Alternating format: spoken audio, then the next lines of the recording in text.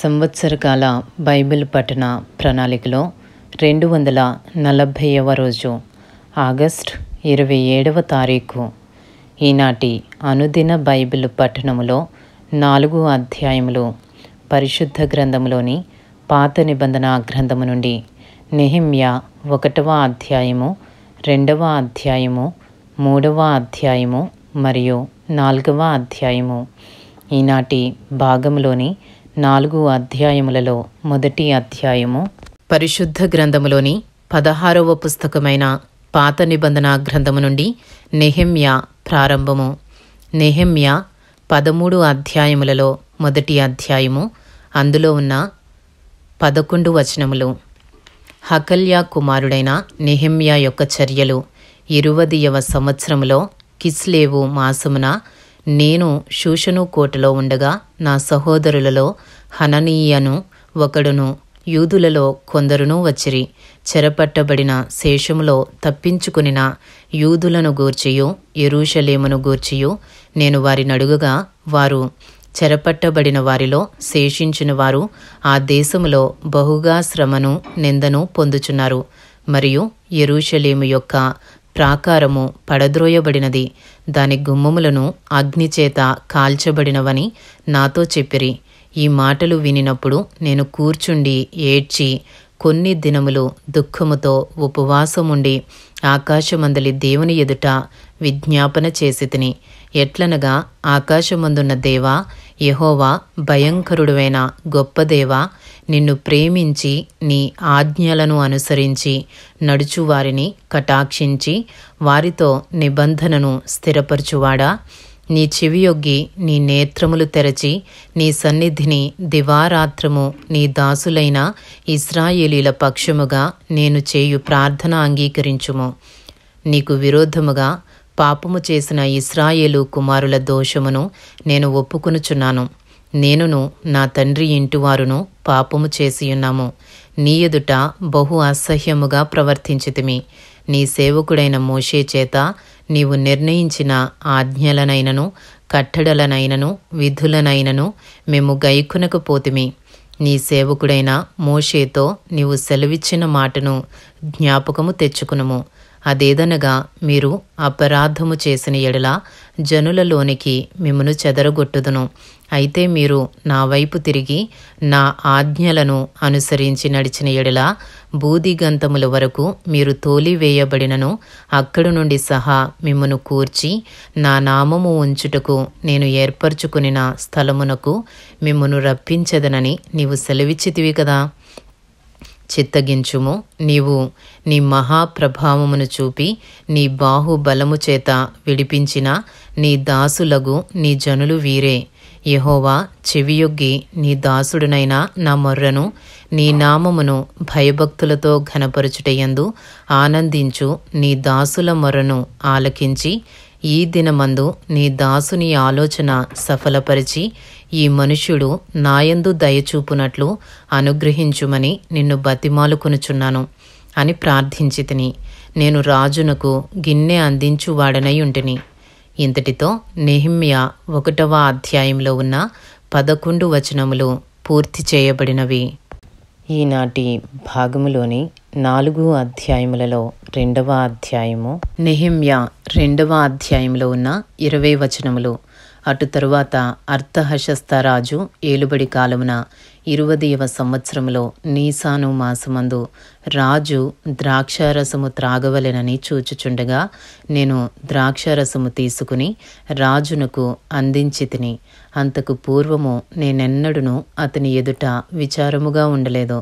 కాగా రాజు, నేను వ్యాధి లేదు కదా, నీ ముఖము విచారముగా ఉన్నదేమి, నీ హృదయ దుఃఖము చేతనే అది కలిగినదని నాతో అనగా, నేను మిగుల భయపడి రాజు చిరంజీవి అగునుగాక, నా పితరుల సమాధులుండు పట్టణము పాడైపోయి దాని గుమ్మములను అగ్నిచేత కాల్చబడి ఉండగా నాకు దుఃఖ ముఖము లేకపోవునా అని రాజుతో అంటిని.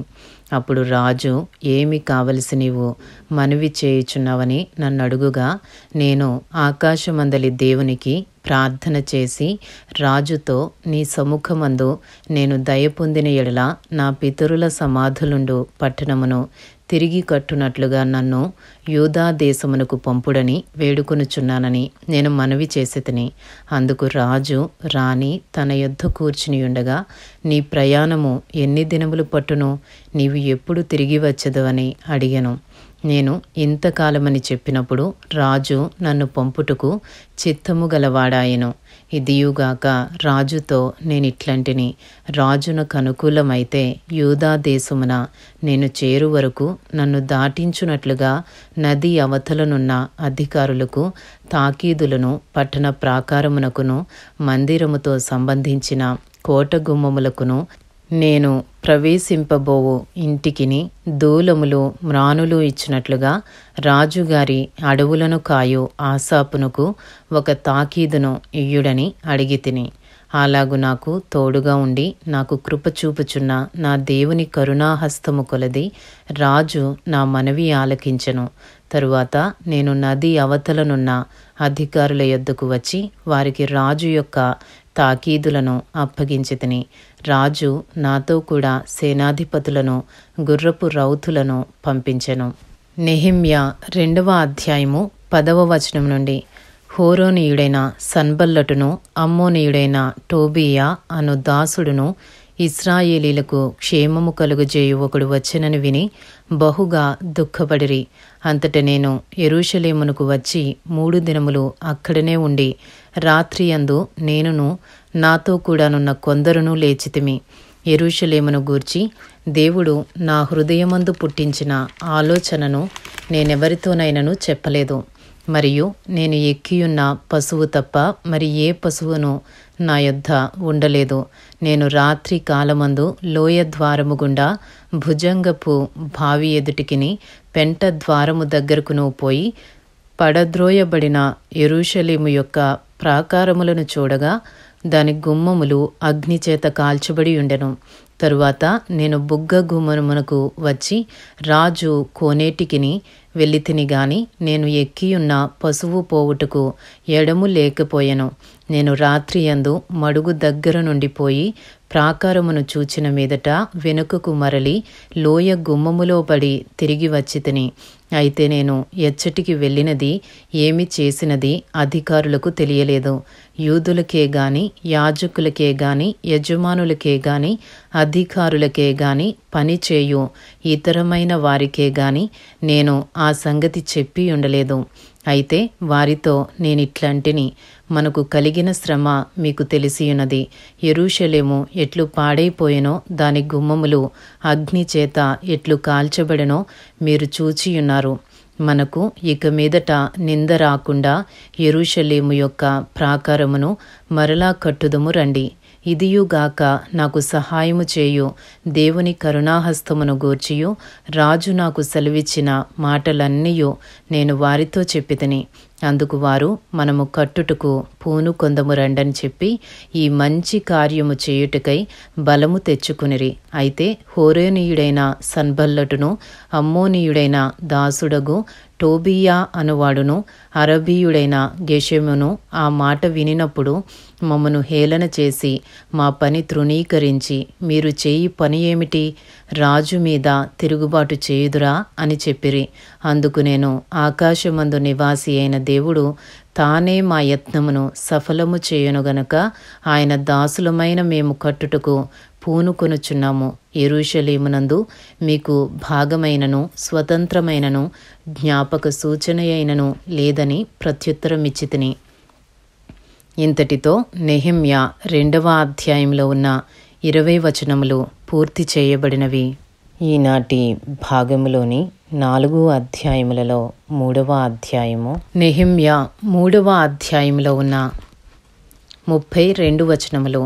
ప్రధాన యాజకుడైన ఎల్యాషీబును అతని సహోదరులైన యాజకులను లేచి గొర్రెల గుమ్మమును కట్టి ప్రతిష్ఠించి తలుపులు నిలిపిరి. హమ్మేయ గోపురము వరకును, హనన్యేలు గోపురము వరకును ప్రాకారమును కట్టి ప్రతిష్ఠించిరి. అతని ఆనుకొని యెరికో పట్టణపు వారు కట్టిరి. వారిని ఆనుకొని ఇమ్రీ కుమారుడైన జక్కూరు కట్టెను. మత్స్యపు గుమ్మమును హస్సేనాయ వంశస్థులు కట్టిరి. మరియు వారు దానికి దూలములను ఎత్తి తలుపులు నిలిపి తాళములను గడియలను అమర్చిరి. వారిని ఆనుకుని హక్కోజునకు పుట్టిన ఊరియా కుమారుడైన మెరేమోతును, వారిని ఆనుకుని మెషేజబయేలునకును పుట్టిన బెరఖ్యా కుమారుడైన మెషుల్లామును, వారిని ఆనుకుని బయానా కుమారుడైన సాదోకును, వారిని ఆనుకుని తెకోవీయులను బాగుచేసిరి. అయితే జనుల అధికారులు తమ ప్రభువు పనిచేయనొప్పుకొనకపోయిరి. పాత గుమ్మమును బాగుచేయువారు ఎవరనగా పాసెయ కుమారుడైన యెహోయాదాయును, బెసోద్యా కుమారుడైన మెషుల్లామును, దానికి దూలములను ఎత్తి తలుపులు నిలిపి తాళములను గడియలను అమర్చిరి.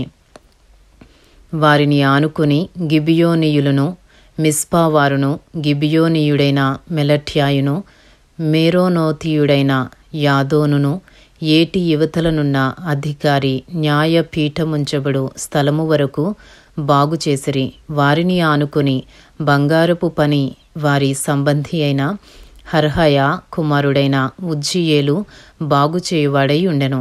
అతని ఆనుకుని ఔషధ జ్ఞానియగు హనన్యా పని జరుపుచుండెను. యెరూషలేము యొక్క వెడల్పు గోడ వరకు దాని నుండనిచ్చిరి. వారిని ఆనుకుని యెరూషలేములో సగము భాగమునకు అధిపతి అయిన హూరు కుమారుడైన రెఫాయా బాగుచేసెను. వారిని ఆనుకుని తన ఇంటికి ఎదురుగా హరూమపు కుమారుడైన యెదాయా బాగుచేసెను. అతని ఆనుకుని హషబ్నయా కుమారుడైన హట్టూషు పని జరుపువాడై ఉండెను. రెండవ భాగమును అగ్నిగుండముల గోపురమును హారిము కుమారుడైన మల్కీయాయును, పహత్మోయాబు కుమారుడైన హషూబును బాగుచేసిరి. వారిని ఆనుకుని యెరూషలేములో సగమునకు అధిపతి అయిన హల్లోహెషు కుమారుడైన షల్లూమును, అతని కుమార్తెలను బాగుచేసిరి. లోయ ద్వారమును హానూనును జానోహా కాపురస్తులను బాగుచేసి కట్టిన తరువాత దానికి తలుపులను తాళములను గడియలను అమర్చిరి. ఇదియుగాక పెంట ద్వారము వరకుండు గోడ 1000 మూరలు దనుక వారు కట్టిరి. బేత్ హక్కెరేము ప్రదేశమునకు అధిపతి అయిన రేకాబు కుమారుడైన మల్కీయా పెంట గుమ్మమును బాగుచేసెను. అతడు దాని కట్టిన తరువాత దానికి తలుపులు నిలిపి తాళములను గడియలను అమర్చెను. అటు వెనుక మిస్పా ప్రదేశమునకు అధిపతి అయిన కొల్హోజే కుమారుడైన షల్లూము ధార యొక్క గుమ్మమును బాగుచేసి కట్టిన తరువాత దానికి తలుపులు నిలిపి తాళములను గడియలను అమర్చెను. ఇదియుగాక దావీదు పట్టణము నుండి క్రిందకు పోవునట్లు మెట్ల వరకు రాజు తోట యొద్దనున్న సిలోయము మడుగు యొక్క గోడను అతడు కట్టెను. అతని ఆనుకుని బేత్సూరులో సగము భాగమునకు అధిపతియు అజ్బూకు కుమారుడునైన నెహెమ్యా బాగుచేసెను. అతడు దావీదు సమాధులకు ఎదురుగానున్న స్థలముల వరకును కట్టబడిన కోనేటి వరకును పరాక్రమశాలుల ఇండ్ల స్థలము వరకును కట్టెను. అతని ఆనుకుని లేవీయులలో బానీ కుమారుడైన రెహూము బాగుచేసెను. అతని ఆనుకుని తన భాగములో కెయిలా యొక్క సగము భాగమునకు అధిపతి అయిన హషభ్య బాగుచేయువాడాయెను. అతని ఆనుకుని వారి సహోదరులైన హేనాదాదు కుమారుడైన బవ్వై బాగుచేసెను. అతడు కెయిలాలో సగము భాగమునకు అధిపతిగా ఉండెను. అతని ఆనుకుని మిస్పాకు అధిపతియు యేషూవకు కుమారుడునైన ఏజెరు ఆయుధముల కొట్టు మార్గమునకు ఎదురుగానున్న గోడ మలుపు ప్రక్కను మరియొక భాగమును బాగుచేసెను. అతని ఆనుకుని ఆ గోడ మలుపు నుండి ప్రధాన యాజకుడైన ఎల్యాషీబు ఇంటి ద్వారము వరకు ఉన్న మరియొక భాగమును జబ్బయి కుమారుడైన బారూకు ఆసక్తితో బాగుచేసెను. అతని ఆనుకుని ఎల్యాషీబు ఇంటి ద్వారము నుండి ఆ ఇంటి కొన వరకు హక్కోజునకు పుట్టిన ఊరియా కుమారుడైన మెరేమోతు బాగుచేసెను. అతనిని ఆనుకుని యోర్దాను మైదానములో నివాసులైన యాజకులు బాగుచేయువారైరి. వారిని ఆనుకుని తమ ఇంటికెదురుగా బెన్యామీను హషూబు అనువారు బాగుచేసిరి. వారిని ఆనుకుని తన ఇంటి యొద్ద అనన్యాకు పుట్టిన మయసేయ కుమారుడైన అజర్య బాగుచేసెను. అతని ఆనుకుని అజర్యా ఇల్లు మొదలుకొని గోడ మలుపు మూల వరకును హేనాదాదు కుమారుడైన బిన్నూయి మరియొక భాగమును బాగుచేసెను. అతని ఆనుకుని గోడమల్లిన దిక్కున చెరసాల దగ్గర రాజు నగరులో నిలుచు మహాగోపురము వరకు ఊజై కుమారుడైన పాలాలు బాగుచేయువాడాయను. అతని ఆనుకుని పరోషు కుమారుడైన పెదాయ బాగుచేసెను. ఓపెలులోనున్న నెతీనీయులు తూర్పువైపు నీటి గుమ్మము ప్రక్కను దానికి సంబంధించిన గోపురము దగ్గరను బాగుచేసిరి. వారిని ఆనుకొని ఓపెలు గోడ వరకు గొప్ప గోపురమునకు ఎదురుగానున్న మరియొక భాగమును తెకోవీలు బాగుచేసిరి. గుర్రపు గుమ్మమునకు పైగా యాజకులందరూ తమ ఇండ్లకెదురుగా బాగుచేసిరి.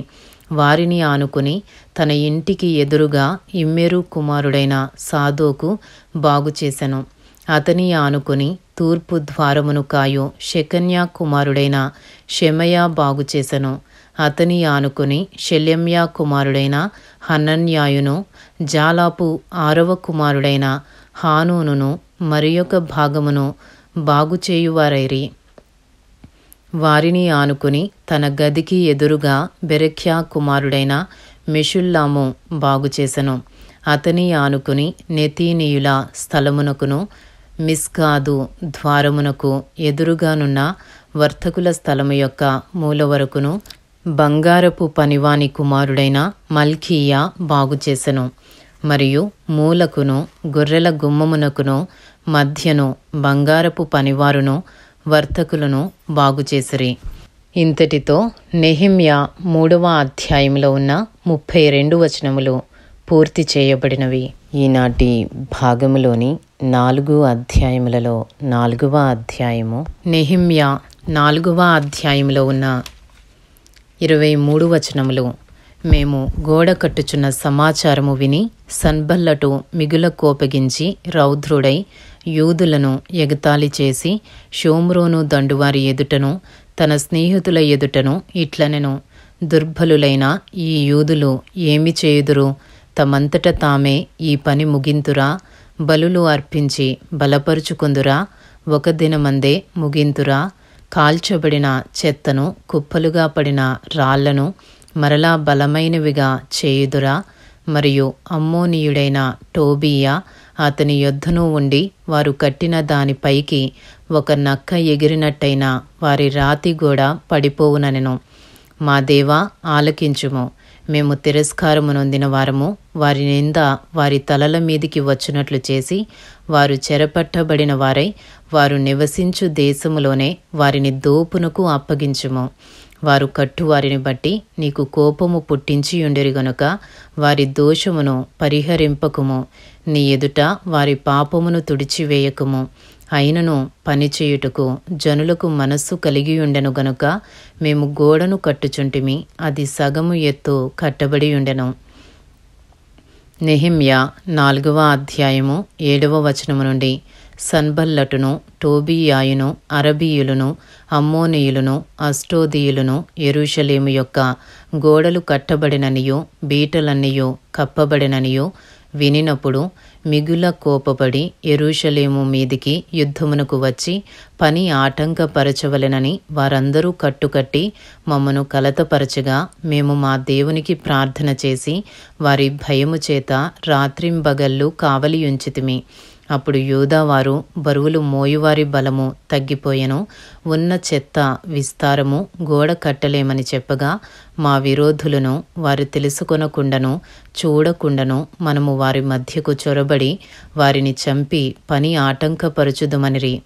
మా శత్రువుల యొద్ద నివాసులయ్యున్న యూదులు వచ్చి నలుదిక్కుల నుండి మీరు మా సహాయమునకు రావలెనని మాటి మాటికి మాతో చెప్పగా అందు నిమిత్తము గోడ వెనుకనున్న దిగువ స్థలములలోనూ పైనున్న స్థలములలోనూ జనులను వారి వారి కుటుంబముల ప్రకారముగా వారి కత్తులతోనూ వారి ఈటెలతోనూ వారి విండ్లతోనూ నిలిపితిని.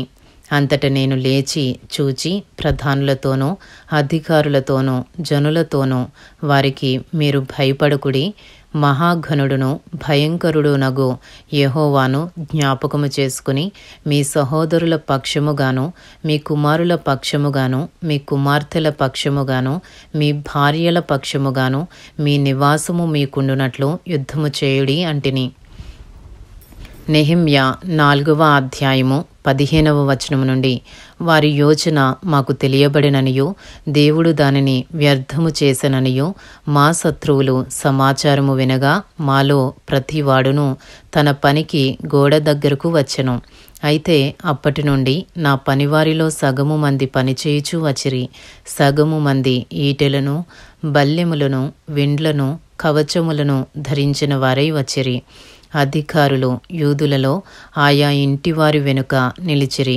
గోడ కట్టువారును బరువులు మోయువారును బరువులు ఎత్తువారును ఒక్కొక్కరు ఒక చేతితో పనిచేసి ఒక చేతితో ఆయుధము పట్టుకుని ఉండిరి. మరియు కట్టువారిలో ఒక్కొక్కడు తన కత్తిని నడుమునకు బిగించుకుని గోడ కట్టుచూ వచ్చెను. బాకా ఊదువాడు నా యొద్ద నిలిచెను. అప్పుడు నేను ప్రధానులతోనూ అధికారులతోనూ మిగిలిన వారితోనూ ఇట్లంటిని, పని మిక్కిలి గొప్పది. మనము గోడ మీద ఒకరికొకరికి చాలా ఎడముగా ఉన్నాము కనుక ఏ స్థలములో మీకు బాకానాదము వినబడునో అక్కడికి మా దగ్గరకు రండి. మన దేవుడు మన పక్షముగా యుద్ధము చేయును.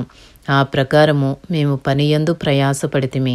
సగము మంది ఉదయము మొదలుకొని నక్షత్రములు అగపడు వరకు ఈటెలు పట్టుకునిరి. మరియు ఆ కాలమందు నేను జనులతో ప్రతివాడు తన పనివానితో కూడా యెరూషలేములో బస చేయవలెను. అప్పుడు వారు రాత్రి మాకు కాపుగా ఉందురు, పగలు పనిచేయుదురని చెప్పితిని. ఇలాగున నేను గాని నా బంధువులు గాని నా పనివారు గాని నా వెంబడి ఉన్న పారావారు గాని ఉదుకు కొనుటకు తప్ప మరి దేనికిని మా వస్త్రములను తీసివేయలేదు. ఇంతటితో నెహెమ్యా 4వ అధ్యాయంలో ఉన్న 23 వచనములు పూర్తి చేయబడినవి. ఈనాటి భాగములోని 4 అధ్యాయములు నెహెమ్యా 1వ అధ్యాయము, 2వ అధ్యాయము, 3వ అధ్యాయము మరియు 4వ అధ్యాయము పూర్తి చేయబడినవి. Thank you lord.